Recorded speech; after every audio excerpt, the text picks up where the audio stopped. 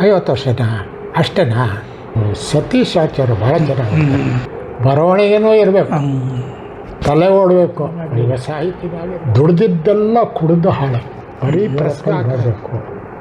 ಆ ಲೂರೆ ಮ್ಯೂಸಿಯಮ್ ಇದರಲ್ಲಿ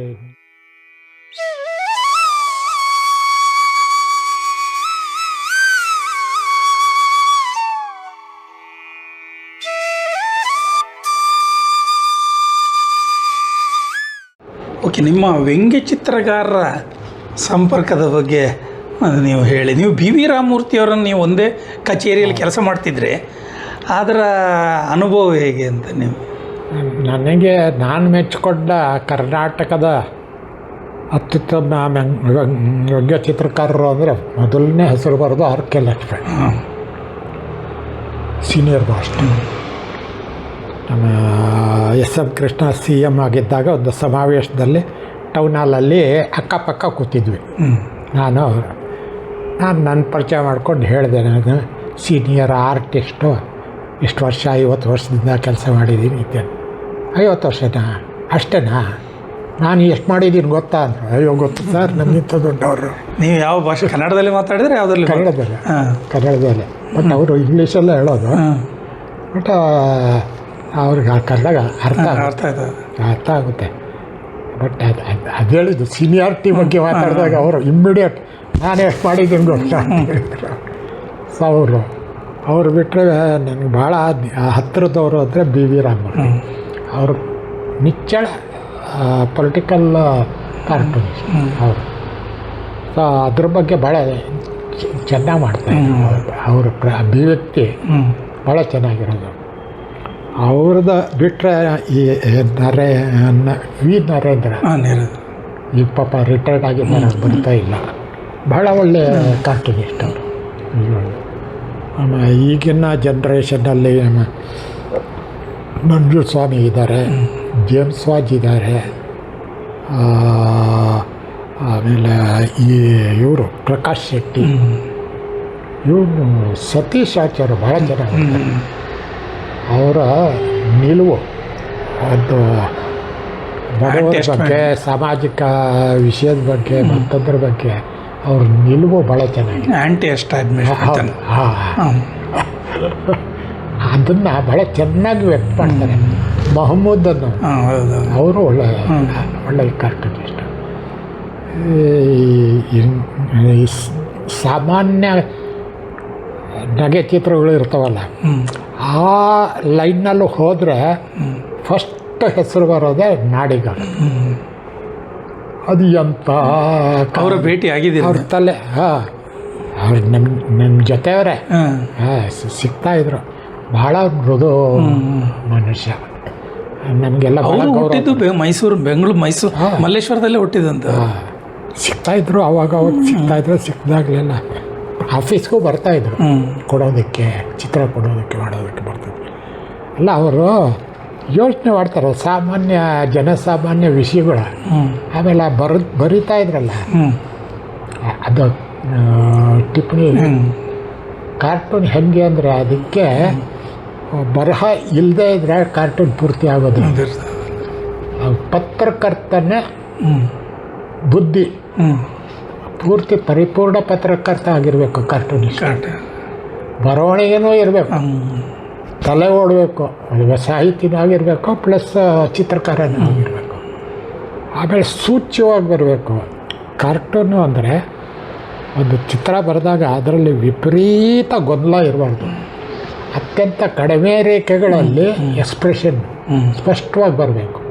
ಪ್ರಕಾಶ್ ಶೆಟ್ಟಿಗೆ ಮೊನ್ನೆ ಇದರಲ್ಲಿ ಮಾಡಿದಾಗ ಒಂದು ಚಿತ್ರದಲ್ಲಿ ಬರಬೇಕಾದ್ರೆ ಕಮೆಂಟ್ ಮಾಡಿದ್ದೆ, ನೀವೆಲ್ಲ ಮಾಡ್ತೀರಿ, ಎಲ್ಲ ಚೆನ್ನಾಗಿರುತ್ತೆ, ಬಟ್ ನಿಮ್ಮ ಇಡೀ ಚಿತ್ರ ಭಾಳ ಕ್ಲಮ್ಸಿ ಆಗಿರುತ್ತೆ.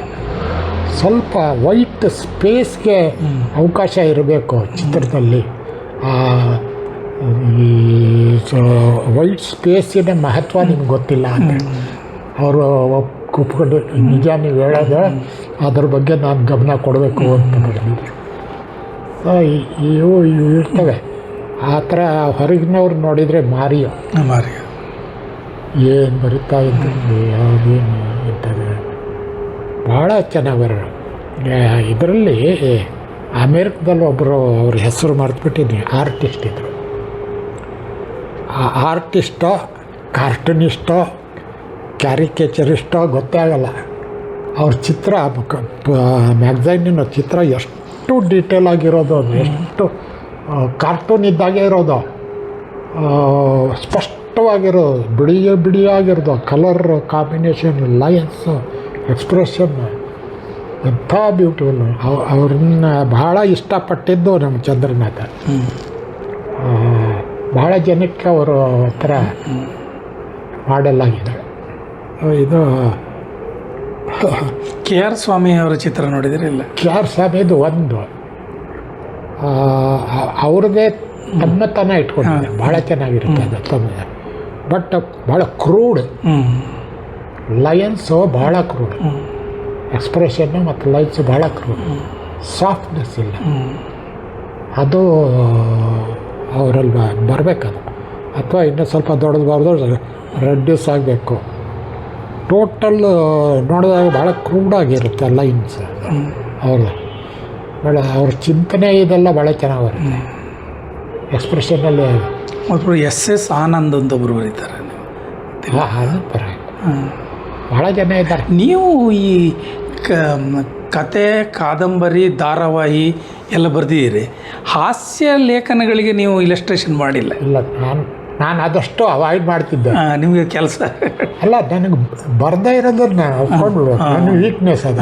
ಅದು ನೀವು ಬರೀ ಕಾರ್ಟೂನನ್ನು ಬರೆಯೋದು ನಾನು ಮಾಡಬೇಕು ಅಂದರೆ ಇನ್ನೊಂದ್ರದ್ದು ಕಾಪಿ ಮಾಡಬೇಕು ಅಷ್ಟೇ, ಸ್ವತಃ ಬರಬೇಕು. ಅದೇ ಇವರು ಯಾರೋ ಹುಬ್ಳಿಕರಾಗಲಿ ಚಂದ್ರನಾಥ್ ಆಗಲಿ ಅವ್ರಿಗೆ ಸ್ವಂತ ಅವ್ರಿಗೆ ಕಾಪಿ ಮಾಡಬೇಕಂತಿಲ್ಲ. ಅವ್ರಿಗೆ ಬರುತ್ತದ ಕಾರ್ಟೂನ್, ನನಗೆ ಬರೋಲ್ಲ. ಸೊ ನಾನು ಕಾರ್ಟೂನ್ ರೇಖೆಗಳು ಬೇಕು ಅಂದರೆ ಯಾವುದೋ ಮತ್ತೊಂದರ ಕಾಪಿ ತೊಗೊಬೇಕು.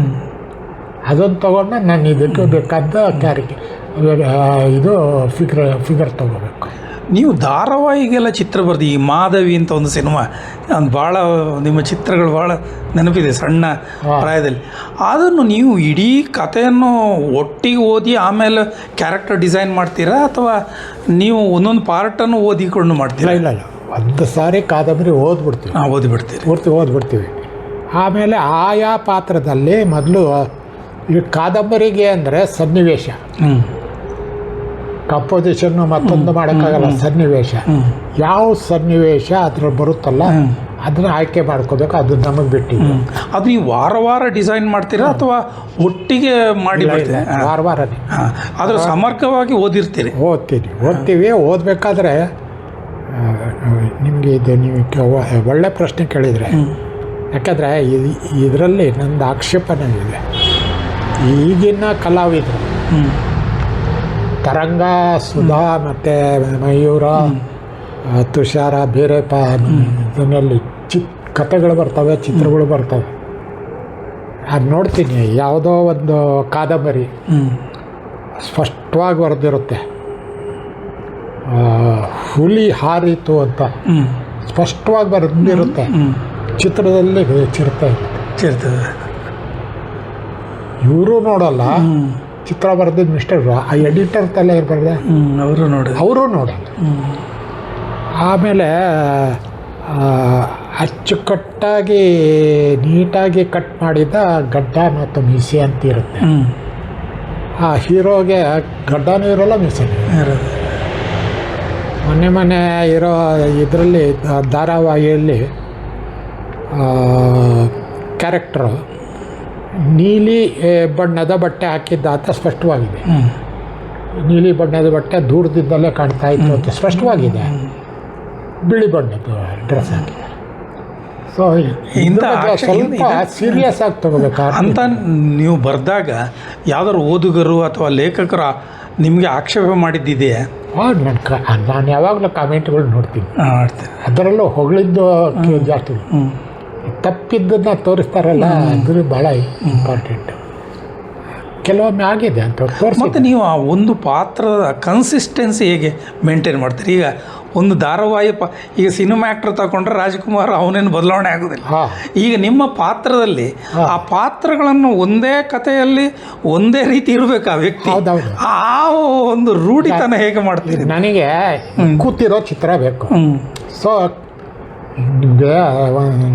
ಅದರಲ್ಲಿ ಚಂದ್ರನಾಥ್ ಬಗ್ಗೆ ಹೇಳಬೇಕಾದ್ರೆ ಹೇಳಿದ್ದೆ, ಅಮೇರಿಕದ ಜರ್ನಲಿಸ್ಟ್ ಬಂದಿದ್ದರು. ನೀವು ಇಲ್ಲಿಸ್ಟ್ರೇಷನ್ ಮಾಡೋರು ಮಿನಿಮಮ್ಮು 10 ದಿವಸ 12 ದಿವಸ ತೊಗೊಳೋದು, 1 ವಾರದಿಂದ 2 ವಾರ. ಹೇಗೆ ಅಂದರೆ ಅವರು ಮಾಡಲ್ ತೊಗೊಂಡು ಒಂದು ಸನ್ನಿವೇಶದ ಕೂರಿಸಿ ಫೋಟೋ ತೊಗೊಂಡು ಆ ಫೋಟೋ ಇಟ್ಕೊಂಡು ಚಿತ್ರ ಇಡೀ ಚಿತ್ರನೇ ಮಾಡಿ ಫೋಟೋ ತೊಗೊಂಡು ಆಮೇಲೆ ಅದನ್ನು ಚಿತ್ರ ಮಾಡೋರು. ಸೊ ಚಿತ್ರ ಮಾಡಿಬೇಕಾದ್ರೆ ಪೇಂಟಿಂಗ್ ಥರ ಇಲ್ಲಿಸ್ಟ್ರೇಷನ್, ಕಲರ್ ಇಲ್ಲಿಸ್ಟ್ರೇಷನ್. ಸಹಜವಾಗಿ ಜಾಸ್ತಿ ಸಮಯ ಬೇಕು. ಬಟ್ ನಾವಿಲ್ಲಿ ಒಂದು ಚಿತ್ರ ಕತೆ ಓದೋದಕ್ಕೆ ಅರ್ಧ ದಿವಸ, ಒಂದು ಆಧಾರ ಅದೇನು ರೆಫರೆನ್ಸ್ ನೋಡಬೇಕು, ಇದ್ರಲ್ಲಿ ಸಿಗೋದಿಲ್ಲ.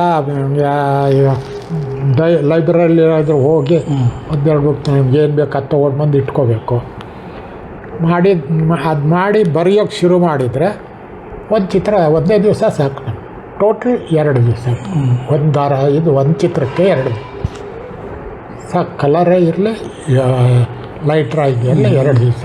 ಆ್ಯಕ್ಚುಲಿ ಲೈನ್ ಡ್ರಾಯಿಂಗು ಕಷ್ಟ, ಕಲರ್ ಮಾಡೋದು ಸುಲಭ, ಭಾಳ ಬೇಗ ಫಿನಿಷ್ ಮಾಡ್ಬೋದು. ಲೈಟ್ ಡ್ರಾಯಿಂಗ್ ಹಂಗಲ್ಲ. ಸೊ ಇದು ಬಟ್ ಅವರು 15 ದಿವಸ ತೊಗೋತಾರೆ. ಆಮೇಲೆ ಬದ್ಧತೆ ಇರಬೇಕಾದ್ರೆ ಹೇಳೋದು, ನೀವು ಮೊದಲು ಓದಿ, ಕತೆ ಓದಿ, ಅದನ್ನು ಅಭ್ಯಾಸ ಮಾಡಿ. ಅಲ್ಲಿ ಓದಿದ್ರು ನಮ್ಮನ್ನು ಜಡ್ಜ್ ಮಾಡ್ತಾರೆ. ಏನಿದು ಇಲ್ಲಿ ನೋಡಿದ್ರೆ ಹಿಂಗಿದೆ, ಇವ್ರು ನೋಡಿದ್ರೆ ಹಿಂಗೆ ಬರೆದಿದ್ದಾರೆ. ಆಮೇಲೆ ನಾನು ಯಾವುದಾದ್ರೂ ರೆಫರೆನ್ಸ್ ತೊಗೊಂಡ್ರೆ ಒಬ್ಬ ಮುದುಕ ಬೇಕು. ಮುದುಕನ ಸುಕ್ಕು ಮುಖಗಳು, ಅದು ಎಕ್ಸ್ಪ್ರೆಷನ್ ಅವೆಲ್ಲ ನನ್ನ ಸ್ವಂತ ಇರುತ್ತೆ. ಆ ಮುದುಕ ಯಾರೇ ಆಗಲಿ, ಯಾವುದೇ ಚಿತ್ರ ಆಗಿರಲಿ, ಆ ಪೊಲಿಟಿಷಿಯನ್ ಆಗಿರಲಿ, ಅದು ನಟ ಆಗಿರಲಿ, ಮತ್ತದ್ದಾಗಿರಲಿ, ನನಗೆ ಯಾವುದೋ ಬರೋದು ಬೇಕೋ ಅದು ಹುಡುಕಿ ತೊಗೊಳ್ತೀನಿ. ಬಟ್ ಅದು ಬರೆದಾಗ ಅದು ನನ್ನ ಚಿತ್ರ ಆಗುತ್ತೆ. ಅದಕ್ಕೆ ನೀವು ಲೈಬ್ರರಿಯವರೆಲ್ಲ ಹೆಲ್ಪ್ ಮಾಡ್ತಾರಾ ರೆಫರೆನ್ಸಿಗೆಲ್ಲ? ನಮ್ಗೇನು ಅಷ್ಟ ಜಾಸ್ತಿ ಒಂದು 2-3 ರೆಫರೆನ್ಸ್ ತೊಗೋತೀವಿ, ಎಲ್ಲ ಬೇಕಿಲ್ಲ. ಮತ್ತು ನಿಮ್ಮ ಲಯನ್ ಅಭ್ಯಾಸ ಆಗಿಬಿಟ್ಟಿರುತ್ತಲ್ಲ, ಮುಖ ಯಾವುದೇ ಮಾಡಲ್ ತೊಗೊಂಡ್ರು ಬರೆದಾಗ ಮೂಗು ನನ್ನ ಸ್ಟೈಲೇನೇ ಬರು. ರಾಜ್ಕುಮಾರು ಮೂಗು ಹೋಗುತ್ತೆ, ಇವೊಂದು ಯಾವುದು ಬೇರೆ ಯಾವುದೇ ನಟನ ತೊಗೊಂಡ್ರು ಅದು ಹೋಗ್ಬಿಟ್ಟು ನನ್ನ ಹೀರೋತನೇ ಇರುತ್ತೆ. ಅದು ನನಗೆ ಭಾಳ ಸುಲಭ. ಆ ಥರ ಒಂದು ಪ್ರಬುದ್ಧತೆ ಬಂದಾಗ ಕ್ಯಾರೆಕ್ಟರ್ ಮೊದಲಿಂದ ಕೊನೆಯವರೆಗೂ ಕಾಪಾಡೋದು ಭಾಳ ಸುಲಭ.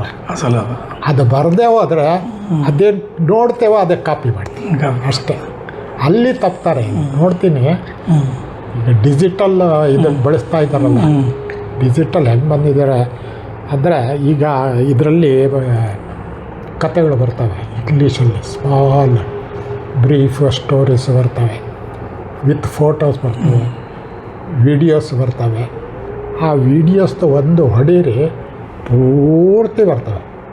ಅಲ್ಲಿ ಇನ್ಸಿಡೆಂಟ್ಗಳು, ಕ್ಯಾರೆಕ್ಟರ್ಗಳು, ಎಕ್ಸ್ಪ್ರೆಷನ್ಗಳು, ಕೂತಿರೋದು, ಮಾಡಿದ್ದು, ಫೈರ್ ಮಾಡ್ತಿರೋದು ಎಲ್ಲ ಈಗ ಸಿಕ್ಬಿಡುತ್ತೆ. ನಮ್ಗೆ ಎಲ್ಲಿ ಸಿಗ್ತೀರಿ ಈಗ ರೆಫರೆನ್ಸಿಗೆ? ರೆಫರೆನ್ಸ್ ಇಲ್ಲಿ ಸಿಕ್ಬಿಡುತ್ತೆಲ್ಲ. ಆಮೇಲೆ ಇವರು ತೊಗೋತಾರಲ್ಲ, ಇವರು ಈಗಿನ ಆರ್ಟಿಸ್ಟ್ಗಳು ಅದು ತೊಗೋತಾರೆ, ಫೋಟೋ ತೊಗೋತಾರೆ. ನೋಡ್ತೀನಿ ನನಗೆ ಎಷ್ಟು ಅಮೇಚರ್ ಆಗಿ ಮಾಡ್ತಾರೆ ಅಂದರೆ ಅದ್ರ ಮೇಲೆ ತಿದ್ದುತ್ತಾರೆ. ಸೊ ಅದು ತಿದ್ದಿರೋದು ಗೊತ್ತಾಗ್ಬಿಡುತ್ತೆ. ಅದು ಇದೂ ಆಗಲ್ಲ, ಅದು ಒರಿಜಿನಲ್ ಫೋಟೋನೂ ಆಗಲ್ಲ. ಒಂಥರ ಅಮೇಚರಿಸ್ಟ್ ಇದು ರಿಸಲ್ಟ್ ಬರುತ್ತೆ, ಔಟ್ಕಮ್ ಇದೆಯಲ್ಲ. ಸೊ ಇದು ನಮ್ಮತನ ಅನ್ನೋದು ಹೆಂಗೆ ಬಳಸಬೇಕು, ಇದನ್ನು ಕೂಡ ಡಿಜಿಟಲ್ ಬಳಸೋದಕ್ಕಲ್ಲ ಬುದ್ಧಿವಂತಿಕೆ, ಕ್ರಿಯೇಟಿವಿಟಿ ನಮ್ಮ ತಲೆ ಇಲ್ಲದೆ ಹೋದರೆ ಅದು ಅಷ್ಟೇ. ನೀವು ಈ ಫೋಟೋಶಾಪು ಇದನ್ನೆಲ್ಲ ಅಭ್ಯಾಸ ಮಾಡಿದ್ದೀರಿಲ್ಲ? ಇಲ್ಲ, ನನ್ನ ಕಾಲದಲ್ಲಿ ಇಲ್ಲ, ಬಳಸೇ ಇಲ್ಲ. ಈಗ ಸಿಗ್ತಾ ಇದೆ. ಈಗ ಸಿಗ್ತಾ ಇದೆ. ಈಗ ಮೊನ್ನೆ ನಮ್ಮ ಯತಿರಾಜು ಇರೋ ಮಧ್ಯೆ, ಇಲ್ಲ ಸರ್ ನನಗೆ ನಿಮ್ಮದೇ ಚಿತ್ರ ಬೇಕು, ನಾನು ಒಂದು ಪುಸ್ತಕ ಆದರೂ ಮಾಡಿಕೊಡಿ ಅಂದರು. ಆಯಿತು ಅಂತ ತೊಗೊಂಡೆ, ಒಂದೂವರೆ ತಿಂಗಳು ಇಟ್ಕೊಂಡೆ. ಈಗ ನನಗೆ 5 ವರ್ಷದಿಂದ ಕೈ ನಡುಗುತ್ತೆ. ಹೀಗಾಗಿ ಚಿತ್ರ ಬರೆಯೋದು ತಪ್ಪಿಡ್ತೀನಿ. ನನ್ನ ವಿಶೇಷ ಏನು ಅಂದರೆ ಚಿತ್ರಗಳು ಸುಂದರವಾಗಿರುತ್ತೆ, ಪರ್ಫೆಕ್ಟಾಗಿರುತ್ತೆ. ಅನಾಟಮಿ ಇವೆಲ್ಲ ಎಕ್ಸ್ಪ್ರೆಷನ್ಸ್ ಕೈ ನಡಗಿದ್ರೆ ಅದೇ ಹೊರಟೋಗ್ಬಿಡುತ್ತೆ. ಅಬ್ಸ್ಟ್ರಾಕ್ಟ್ ಮಾಡಬೇಕಾದ್ರೆ ಏನು ಬೇಕಾದ್ರೂ ಮಾಡ್ಬೋದು, ಪೇಂಟಿಂಗ್ ಮಾಡ್ಬೋದು. ಮತ್ತು ನಿಮ್ಮ ಚಿತ್ರಗಳಲ್ಲಿ ಭಾಳ ಸುಂದರವಾಗಿರ್ತದೆ. ಕೆಲವರು ಅಂಥ ಹುಡುಗ ಸಿಕ್ಕಿಲ್ಲ ಅಂತ, ಮದುವೆ ಆಗಿಲ್ಲ ಅಂತ, ಇದೆಲ್ಲ ಇದೆ. ನಿಮ್ಮ ಚಿತ್ರಗಳನ್ನು ನೋಡೋ, ನೀವು ಹೇಳಿದ ನನ್ನ ಸುಂದರ ಚಿತ್ರಗಳಿಗೆ ನಮ್ಮ ಹೆಂಡತಿಯ ಪ್ರೇರಣೆ ಅಂತ ಫೇಸ್ಬುಕ್ಕಲ್ಲಿ ಏನೋ ಬರೆದು ನೋಡಿಲ್ಲ. ಆದರೆ ನಿಮ್ಮ ಚಿತ್ರವನ್ನು ನೋಡೋ ಕೆಲವು ಈ ಮಂಜುಳಾ ಹಳೆಯ ಸಿನಿಮಾ ಆ್ಯಕ್ಟರ್, ಅವರ ಮುಖ ತುಂಬ ಹೋಲ್ತದೆ ಅಂತ ಹೇಳೋರು ಇದ್ದಾರೆ. ಇಲ್ಲ, ನನ್ನ ಕ್ಯಾರೆಕ್ಟರಲ್ಲಿ, ಮಹಿಳೆಯರ ಕ್ಯಾರೆಕ್ಟರಲ್ಲಿ ಒಂದು ಮೂಗು ಅನ್ನಲ್ಲ, ಬಾದಾಮಿ ಆಕಾರದ ಮೂಗು, ನೀಳನಾಸಿಕ ಈ ಥರ ಬರ್ತಾವಲ್ಲ, ನಂದು ಅದು ಬಾದಾಮಿ ಆಕಾರ. ಎಲ್ಲ ಕ್ಯಾರೆಕ್ಟರ್ ನೋಡಿ ಅದೇ ಅದೇನೆ. ಅದರಲ್ಲಿ ಬ್ಲ್ಯಾಕ್ ಆ್ಯಂಡ್ ವೈಟ್ ಸಹ ನೀವು ಶೇಡಿಂಗ್ ಎಲ್ಲ ಇನ್ಬಿಲ್ಟ್ ಆಗಿ ಕಾಡಿಗೆಲ್ಲ ಚೆನ್ನಾಗಿ ಹಾಕಿ ನೀವು ಭಾಳ ಸುಂದರವಾಗಿ ಮಾಡ್ತೀರಿ. ಅದೆಲ್ಲ ನಮ್ಮದೇ. ಮತ್ತು ನಿಮ್ಮ ಬೆರಳುಗಳನ್ನೆಲ್ಲ ರಮೇಶ್ ಅವರು ಸ್ವಲ್ಪ ತಿತ್ತಾ ಇದ್ದರು ಅಂತೆಲ್ಲ, ಆದರೂ ಬೇಜಾರಾಗ್ತಿರಲಿಲ್ಲ? ಶಿರುನಲ್ಲಿ ನಾವು ಇಲ್ಲಿಸ್ಟ್ರೇಷನ್ನ ಪೆನ್ಸಿಲ್ ಸ್ಕೆಚ್ ಮಾಡಿದ ತಕ್ಷಣ ಅವರು ಒಮ್ಮೆ ನೋಡಿಬಿಟ್ಟು ತಿದ್ದವರು. ಬಹುಶಃ ಅದೆಲ್ಲ ಚಂದ್ರನಾಥದ ಚಿತ್ತಿದ್ದು ನಿಮ್ಮದು ಮಾತ್ರ ಅಲ್ಲ, ಎಲ್ರದ್ದು. ಆಮೇಲೆ ಒಂದು ದಿವಸ ನಾನೇ ಅವ್ರು ಬೈದ್ಬಿಟ್ಟೆ, ಇವೆಲ್ಲ ಮಾಡೋಕ್ಕೆ ಹೋಗ್ಬೇಡ್ರಿ, ನಿಮ್ಮದೇ ಸ್ಟೈಲ್ ಬೇರೆ, ಅವ್ರದ್ದೇ ಸ್ಟೈಲ್ ಬೇರೆ, ನನ್ನದೇ ಸ್ಟೈಲ್ ಬೇರೆ, ನಮಗೆ ಇನ್ಸಲ್ಟ್ ಆಗುತ್ತೆ, ಡೋಂಟ್ ಡೂ ಇಟ್ ಅಂತ. ಅದು ದೊಡ್ಡ ಇಶ್ಯೂ ಆಯಿತು. ಅವನು MBC ಬಂದರು, ಏನು ತಪ್ಪಾಯಿತು, ಹಿಂಗೆ ಬರೀತಾರೆ ಕೆಲಸವ್ರು, ಹಿಂಗಿರುತ್ತೆ, ಅದನ್ನು ಹೇಳಿದ್ರೆ ಏನು ತಪ್ಪಾಯಿತು? ಏನು ತಪ್ಪಾಗೋದಲ್ಲ, ಅವ್ರ ಶೈಲಿನೇ ಬೇರೆ, ನನ್ನ ಶೈಲಿನೇ ಬೇರೆ, ಇನ್ನೊಬ್ಬರ ಶೈಲಿನೇ ಬೇರೆ. ಒಬ್ಬರು ಇನ್ನೊಬ್ಬರ ಮೇಲೆ ಕಾಮೆಂಟ್ ಮಾಡೋದು ಬಿಡಬೇಕು. ಚೆನ್ನಾಗಿಲ್ವಾ, ಚೆನ್ನಾಗಿಲ್ಲ ಅಂತ ಕಿತ್ಕೊಳ್ಳಿ ಅಂತೇಳಿ ಅಷ್ಟೇ. ಅದಕ್ಕೆ ರಮೇಶ್ ಅವ್ರು ಏನು ಹೇಳಿದ್ದೋಕೆ ಹೋಗ್ಬೇಡಿ. ರಮೇಶ್ ಏನು ಹೇಳಿದ್ರು ಅದಕ್ಕೆ? ಅವ್ರೇನು ಹೇಳಿದ್ರು? ಇಲ್ಲ, ಅವ್ರು ಬೇಜಾರು ಮಾಡ್ಕೊಂಡ್ರು, ಬಟ್ ನೆಕ್ಸ್ಟ್ ಟೈಮ್ ಅದು ಮಾಡಲಿಲ್ಲ, ಬೇರೆ ಯಾರಿಗೂ ಮಾಡಿಲ್ಲ. ನಮ್ಮಲ್ಲಿ ಎಂಥವ್ರು ಅಂದರೆ ಇದೆಲ್ಲ ಇವನು ಹೊರಟ ಯಾರೋ ಹುಬ್ಳಿಕರ, ಆದರೆ ಹೇಳೋದಾದ್ರೆ ಇಲ್ಲ, ಸತ್ಯ ನೀವು ಹೇಳಿ, ಸತ್ಯ ನೀವು ಹೇಳಿ. ಮುಲಾಜಿಲ್ದೆ ಹೇಳ್ತಿದ್ದೆ, ಹರಿಕುಮಾರೇ ಬರಲಿ, ಇವರೇ ಇರಲಿ, MBC ಕೇರ್ ಮಾಡ್ತೀನಿ. MBC ಒಂದು ಘಟನೆ ಹೇಳ್ತೀನಿ. ನಂದು ಸೋಷಿಯಲ್ ವರ್ಕ್ ಜಾಸ್ತಿ. ಈ ಮಾತಾಡ್ತಾ ಹೇಳಿದೆ, ಸೋಷಿಯಲ್ ವರ್ಕ್ ಮಾಡಬೇಕಾದ್ರೆ ಆಫೀಸ್ ವರ್ಕ್ ಗಮನ ಕೊಡೋಕ್ಕಾಗಲ್ಲ, ರಜೆಗಳು ಆಗಬೇಕು, LLP ಆಗೋದು, ಸಂಬಳ ಕಳ್ಕೊಳ್ಳೋದು. ಒಂದು ದಿವಸ ಇದರಲ್ಲಿ ಕೂತಾಗ, ಪ್ರೆಸ್ ಕ್ಲಬ್ಬಲ್ಲಿ ಕೂತಾಗ, ಸತ್ಯ ಬಾರೋ ಇಲ್ಲಿ ಮಾತಾಡೋದು, ಬಾರೋ ಪಕ್ಕದಲ್ಲಿ ಕೂರಿಸ್ಕೊಂಡು, ನೋಡು ನೀನು ಭಾಳ ತಪ್ಪು ಮಾಡ್ತಿದ್ಯಾ, ಒಂದು ಸೋಷಿಯಲ್ ಫೀಲ್ಡ್ ಆಗ್ಬಿಟ್ಟು ಅದು ಸೆಲೆಕ್ಟ್ ಮಾಡ್ಕೊ, ಇಲ್ಲ ಆಫೀಸು, ಎರಡರಲ್ಲಿ ಒಂದು, ಎರಡೂ ಕಟ್ಕೊಂಡು ಒದ್ದಾಡಬೇಡ. ಯಾಕೆ ಒದ್ದಾಡ್ತೀಯ, ಯಾಕೆ ಕಳ್ಕೊತೀಯ ಸಂಬಳ? ನಾ ಹೇಳಿದೆ, ಆಯ್ತಪ್ಪ ನಾನು ಕಳ್ಕೊತೀನಿ, ಬಟ್ ನಾನು ಯಾರಿಗಾದ್ರೂ ಏನಾದರೂ ಕಡಿಮೆ, ನಿಮ್ಮ ಸಮಯಕ್ಕೆ ಚಿತ್ರ ಕೊಡ್ತೀನೋ ಇಲ್ಲ, ನಿಮಗೆ ಆಫೀಸಲ್ಲಿ ಕೊಡ್ತೀಯ, ಎಷ್ಟು ಸಂಬಳ ಕಳ್ಕೊತೀಯಲ್ಲ, ಯಾಕೆ ಕಳ್ಕೊತೀಯ? ಅದಿರಲಿ ಬಿಡ್ರಿ, ಬಟ್ ನಾನು ನನ್ನ ಪಾಡಿಗೆ ನಾನು ಇದು ಮಾಡಿದ್ರೆ, ನಾನು ನನ್ನ ಮನೆ ನೆಗ್ಲೆಕ್ಟ್ ಮಾಡಿದ್ದೀನಿ, ನಾನು ಮನೆಗೆ ಅಂಥೇಳಿ ಒಂದು ಮನೆ ಕಟ್ಟಿದ್ದು, ನಮ್ಮ ಸಂಸಾರಕ್ಕೆ ಇರೋದಕ್ಕೆ ವಾಸಕ್ಕೆ ಮನೆ ಕಟ್ಟಿದೆ. ನೀವು ಮಾಡಿದ್ರೆ ನನ್ನ 3ರಷ್ಟು ಸಂಬಳ ತೊಗೋತೀರಿ, ನೀವು ಮನೆ ಕಟ್ಟಿದ್ದೀರ. ನನ್ನ ಮಕ್ಕಳಿಗೆ 2 ಇಂಜಿನಿಯರ್ಗೆ ಓದಿಸಿ, ಒಬ್ಬರು ಗ್ರ್ಯಾಜುಯೇಷನ್, 2 ಅಬ್ರಾಡಲ್ಲಿದ್ದಾರೆ. ನೀವೆಷ್ಟು ಮಕ್ಕಳಿಗೆ ಏನ್ರಿ ಎಜುಕೇಷನ್ ಕೊಟ್ಟರೆ? ಡಿಪ್ಲೊಮಾ ಬಿಟ್ಟರೆ ಮತ್ತೇನು ಇಲ್ಲಲ್ಲ. ಅವ್ರಿಗೆ ಎಷ್ಟು ಮಕ್ಕಳು? ಅವ್ರಿಗೆ ಒಬ್ಬಳು ಮಗಳು, ಒಬ್ಬ ಮಗ. ಅವನಿಗೆ ಡಿಪ್ಲೊಮಾ ಓದಿದ್ದ ಅಷ್ಟೇ, ಅದು ಪ್ರಿಂಟಿಂಗ್ ಸೈಡ್, ಅದೇನು ಜಾಸ್ತಿ ಓದಿಸಲಿಲ್ಲ, ಅದಕ್ಕೆ ಬೈಯೋದು ಅವ್ರಿಗೆ.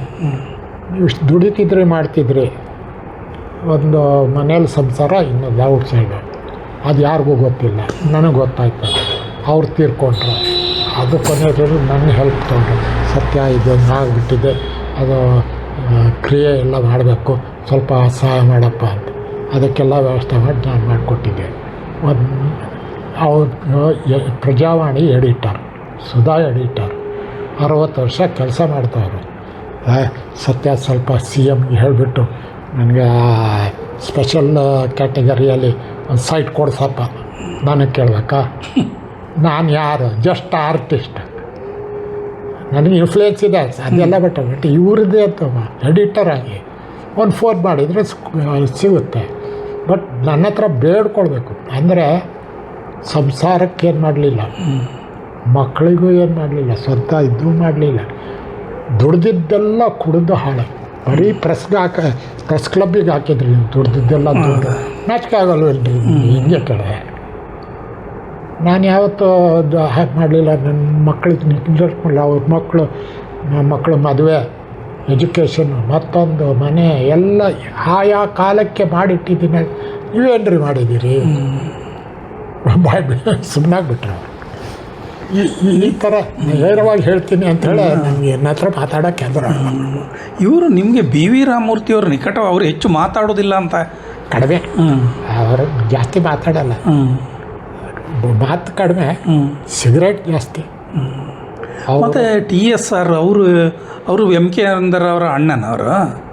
ಯಾರ್ದು? ಟಿ ಎಸ್ ಆರ್ ಅವರು ಎಡಿಟರ್ ಆಗಿದ್ದಾರಲ್ಲ, ಟಿ ಎಸ್ ಚೂಬಾಣ. ಹಾಂ ಹೌದು. ಅವರು ನೀವಿರೋ ಒಟ್ಟಿಗಿದ್ರೆ ನೀವು? ಹಾಂ ಹೌದು. ಅವ್ರು ಜಗಳ ಆಡೋರು ನನ್ನ ಹತ್ರ. ಏನಂತ? ನಮ್ಮ ಮಿಸ್ಸಸ್ಸು ಭಾಳ ಚೆನ್ನಾಗಿ ಅಡುಗೆ ಮಾಡೋರು. ಕ್ಷತ್ರಿಯರು ನಾವು ನಾನ್ ವೆಜ್ ಊಟ ಮಾಡ್ತಾರೆ. ನಮ್ಮ ಜರ್ನಲಿಸ್ಟ್ಗಳಿಗೆ ಬ್ರಾಹ್ಮಣರಿಂದ ಹಿಡಿದು ಲಿಂಗಾಯತರಿಂದ ಹಿಡಿದು ಎಲ್ಲರೂ ಗಂಟುಗಳು. ಸತ್ಯ ನಿಮ್ಮ ಮನೇಲಿ ಊಟ ಯಾವಾಗಪ್ಪ? ಕರೀರಿ, ನಮ್ಗೆ ಕರಿಯಲ್ವಲ್ರಿ. ತಿಂಗಳಿಗೆ 7 ಜನ ಬರೋರು. ಇವ್ರಿಗೆ ಮಾಡಿ ಮಾಡಿ ಮಾಡಿ ಸಾಕಾಗೋ. ಇಲ್ಲಿದ್ದಾರೆ ಇವರು. ಮಾಡಿ ಮಾಡಿ ಮಾಡಿ ಆಯಿತಾ? ಇದು ಗೊತ್ತಾಗೋದು. ನನ್ನ ಜೊತೆಯಲ್ಲಿ ಸುಧಾದಲ್ಲಿ ವೆಂಕಟರಮಣ ಅಂತಿದ್ರು, ಸೀನಿಯರ್ ಜರ್ನಲಿಸ್ಟು. ಬೇರೆಯವರು ಮತ್ತೊಬ್ಬ ಪ್ರಜಾವಾಣಿಯಲ್ಲಿ ಎಲ್ಲರೂ ಒಟ್ಟಿಗೆ 3 ಜನ ಬರೋರು. ಇದೇ ಮನೆಗೆ? ಈ ಮನೆ ಅಲ್ಲ, ಕಂಟೋನ್ಮೆಂಟ್. ಹಾಂ, ಅದು ಬಾಡಿಗೆ ಮನೆ. ಈ ಮನೆಗೆ ಇದ್ದಾಗಲೂ ಸ್ವಲ್ಪ ದಿವಸ ಸ್ವಲ್ಪ ನಡೀತಾ ಇತ್ತು. ಮೇಲ್ ಕೂತಿತ್ತು.